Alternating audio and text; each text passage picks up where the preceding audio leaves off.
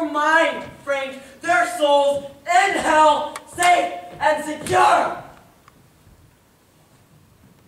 What? I haven't got enough to contend with?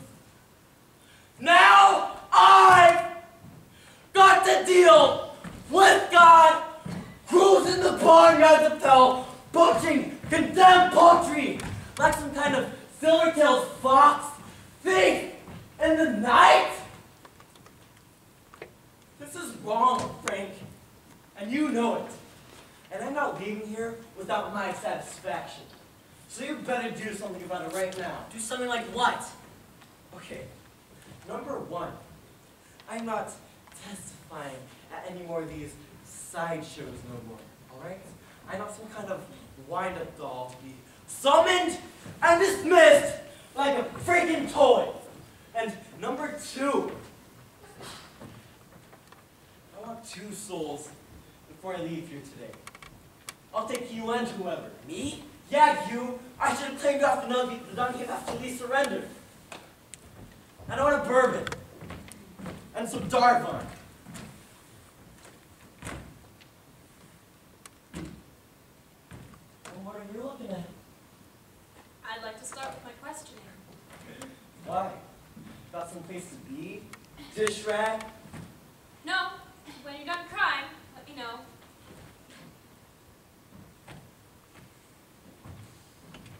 I'm sorry, but would you by any chance know if there was mess with someone who can rip your hearts out straight to your miserable, dried up chest day? Is that what day it is? Because, unless I'm mistaken, today is not that day! Okay? Today is your day to answer my questions when you're through behaving like a petulant child, that is. Cunningham! Cunningham, I'm directing you to hit the off switch on the flapping gums of yours until further notice. And you, Lou, with all due respect to your stature and station, could you cut me a break here, please? Frank, I have always been good to you. And I to you, is that not so?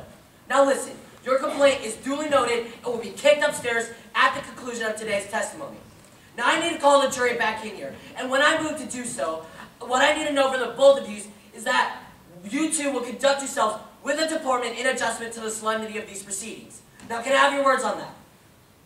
I'm ready to proceed, Your Honor. With civility? If I met with civility. You know what, Cunningham? All those excuses you've got wedged between that dubious cleavage of yours. Your mother,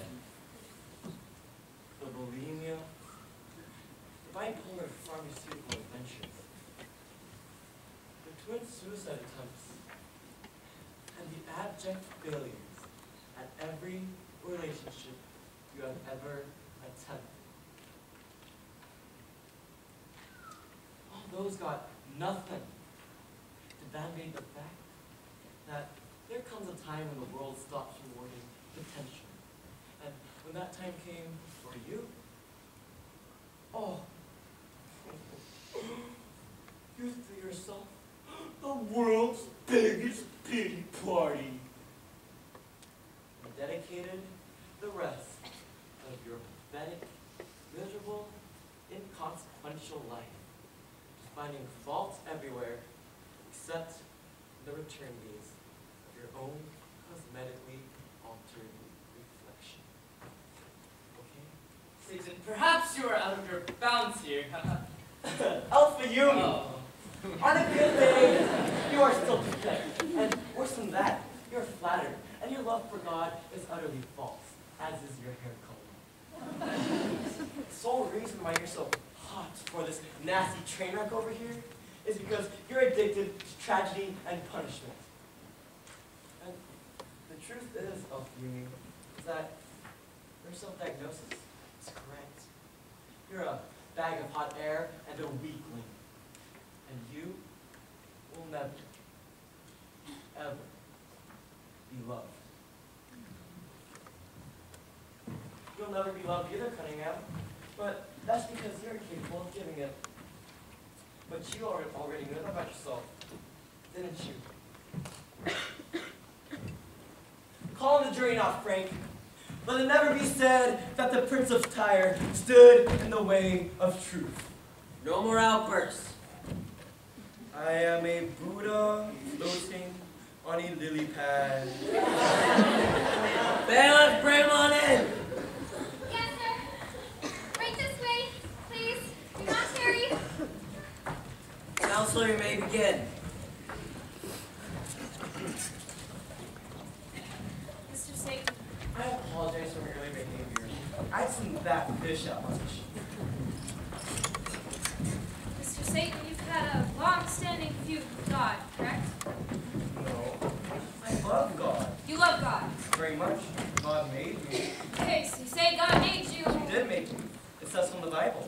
I know about the Bible, Mr. Satan. It also says in the Bible, in Matthew, I believe, in Matthew it says, a good tree cannot bear bad fruit, correct? Correct. So are you telling this court that you are good, or are you saying God is bad?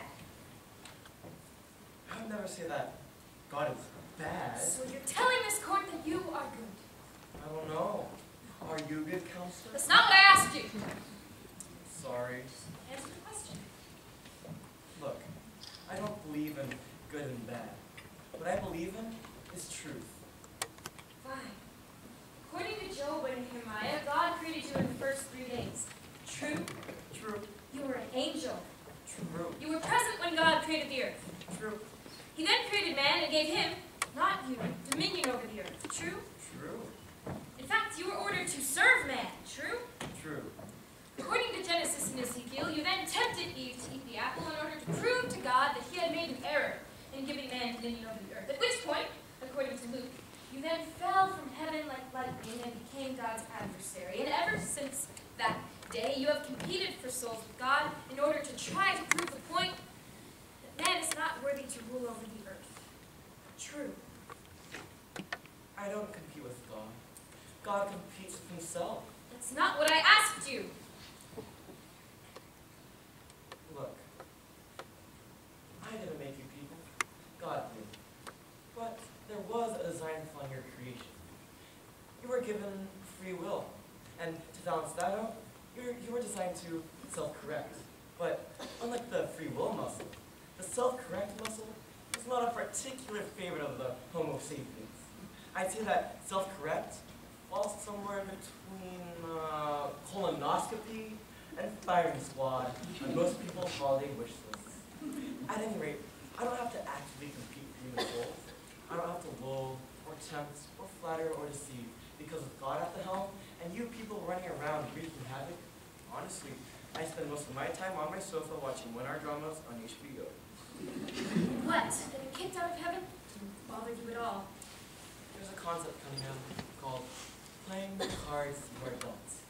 One can either accept that concept, or one can slowly lose one's mind, heart, and soul. You know, I'd like to be more helpful to you here, but honestly, that's what it all comes down to. Is that so? I'm just a fallen angel trying to keep my head in the monotheistic society.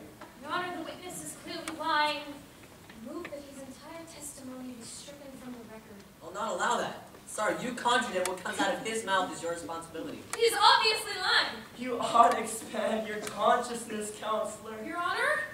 Unless you have another question, Cunningham, I suggest you stand down. Your Honor! Forward or back? You've been instructed. Now, what'll it be? Why? Do you love God, Mr. Satan? What's not to love? Specifically, Mr. Satan, what specifically do you love about God? Ooh. I don't know where to start. Pick a spot. I love God because He is all-powerful and all-forgiving. I love God because His justice is perfect. I love God because God loves me. God loves you. Very much indeed. Gift basket at Christmas and Hallmark greeting cards all the way Stop it. If God loves you, why did he throw you out of his kingdom? He didn't throw me out. I left. That's not what it says in the Bible. they fudged that part. But that's because you people only respond to fear and threats. If they told you straight up that there is a lock to the gates of heaven, then you'd have no incentive at all to even try to be halfway decent. In other words, God lied. God didn't write the Bible. You do know that, right? Of course I know that. Then why would you say that God lied? Mr. Satan, does God love Judas Iscariot? Yes or no? God loves everyone. And yet, Judas Iscariot is in hell. So what use is God's love to my client if he's allowed to languish in damnation? Your client is free to leave whenever he wants to. In fact, I wish he would. I can use the room. That's not true and you know it. Look, maybe you should sit down and catch your breath. The real truth is that God's love for us is conditional. You failed to meet those conditions, and God threw you in the trash. Judas failed, and he's in a catatonic stupor. Your client succumbed to despair. Yes! And if human despair is so powerful as to render God powerless over it, then what does that say about God? It says one of two things, Mr. Satan. Either God is not all-powerful, and therefore useless, or God's love is conditional, which renders that love false and unworthy. Which one is it?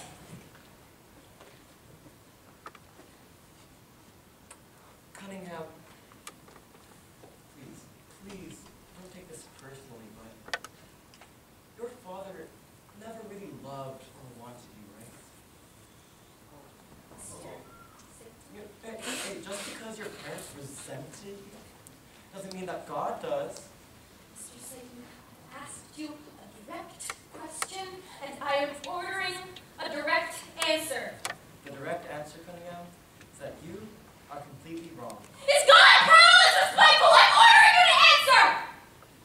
You're powerless and spiteful, Cunningham, not God. Your Honor, he's not answering! What do you want me to do about it? But he's not answering! Open your heart to God, Cunningham. Shut up! Your Honor! I suggest you stand down, Cunningham. But I'm not finished! Then finish! Your Honor! What? Your Honor! What, Cunningham? What? You're a liar!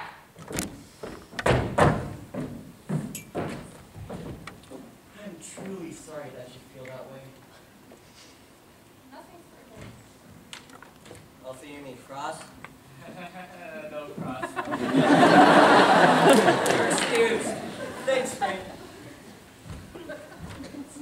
Counselors, you haven't billed yourselves as expected. And by the way, I'll leave you. You're completely wrong too. I'll be in touch. Next witness.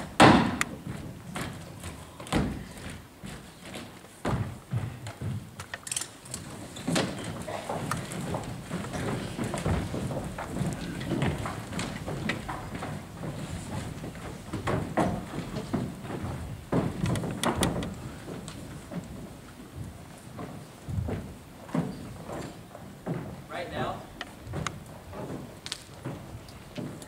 I'm in Fallujah. I'm in Darfur. I'm on 63rd and Park having dinner with Ellen Barkin and Ron Perlman. Right now, I'm on Lafayette and Masters, ready to hit you up for change to grab and get high. I'm taking a walk through the rose garden with Barack. I'm helping Donald Rumsfeld get good night's sleep. I was in that cave with Osama, on that plane with Muhammad Ali. And what I want you to know is that your journey has just begun. What I want you to trust is the efficacy of divine love, if practiced consciously. What I need you to believe is that if you hate who I love, you don't know me at all. Make no mistake, who I love is every last one. I am. I am every last one. People ask me, where are you? Where are you? Rarely I ask you, Ask yourself, where are you? Where are you?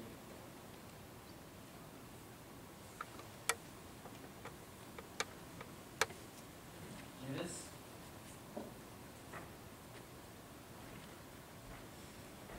Judas.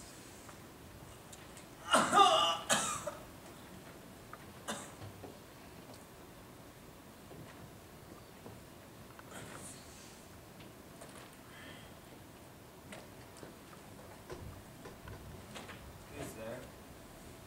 Is it ever anybody else, Judas? I miss you. Mm-hmm. I miss you. Don't touch me! Judas. Don't touch me! Back off! Get your hand off me! Get your hand off me! Back off! Back off! Back off more! Sorry. Back off more. Sorry. Judas, if 1,000 strangers spit on me and kick me as they pass, I will smile. If the brother of my heart gives me only a passing hard look, then, Judas, I will not be able to sleep that night. Nor sleep at all, until you will let me love him again. No! No, what? No more fortune cookies, that's what. Look, if you want to say something, I can't stop you. You want to apologize? Apologize and go. Just for once, speak like a normal person. I'm not a normal person, Judas. And I'm not here to apologize. I am who I am and not what you demand me to be. I'm always going to be who I am and what I am. When have I ever delivered this message any differently, Judas? I just go away. I won't go away. That'd be first. You've never gone away, Judas. Look at me.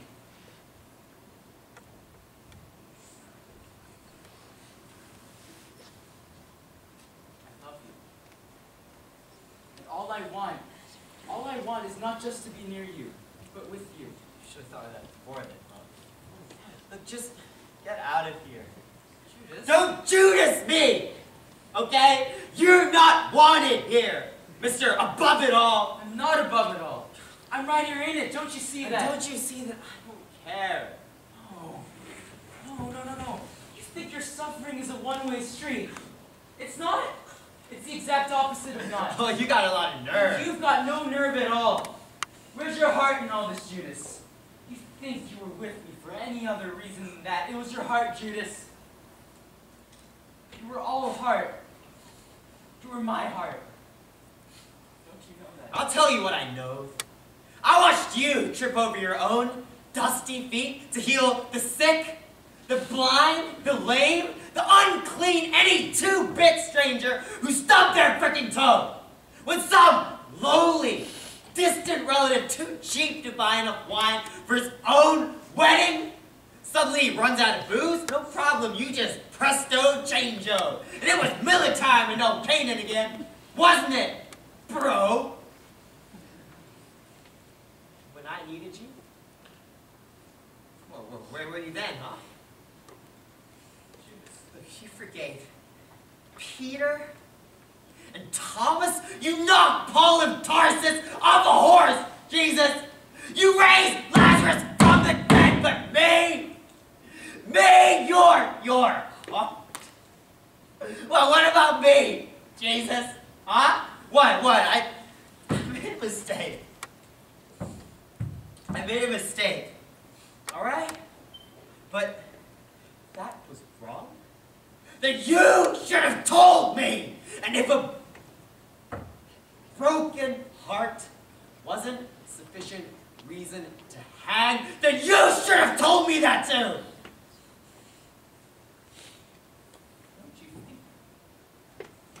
I knew it would have changed your mind. That I would have. All I know is that you broke me unfixable. And that now I'm here. And you want to know when you delivered your message differently, Jesus? Huh? At the temple! That's where you were beautiful. You left there 3 inches taller, and we all saw it. I loved you! That's all I ever did, and that's the truth. And now I'm here. What if I were to tell you that you are not here? No, that you are with me in my kingdom. Even now, and that you've been there since the morning of my ascension. And that you've never left. That's what I think about you.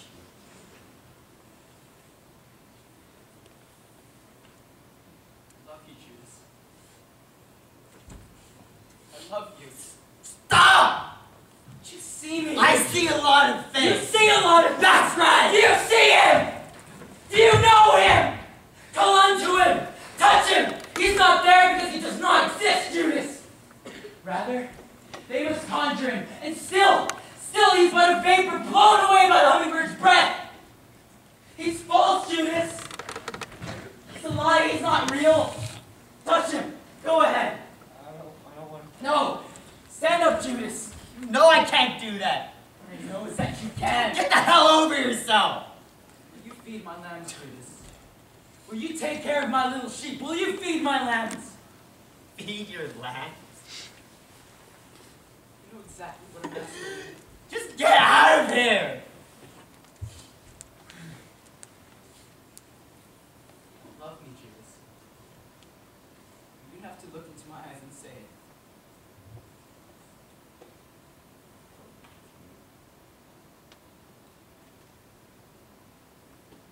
If you don't love me, then why are you still here? Just go. Don't you know what would happen the very instant you got down on your knees? On my knees? Why on my knees? They should have buried me standing up, because I've been on my knees my whole life. You left me. Never left. I would never believe that you left me. No, I'm right here. That you didn't love me. I love you. Why couldn't you have made me good? You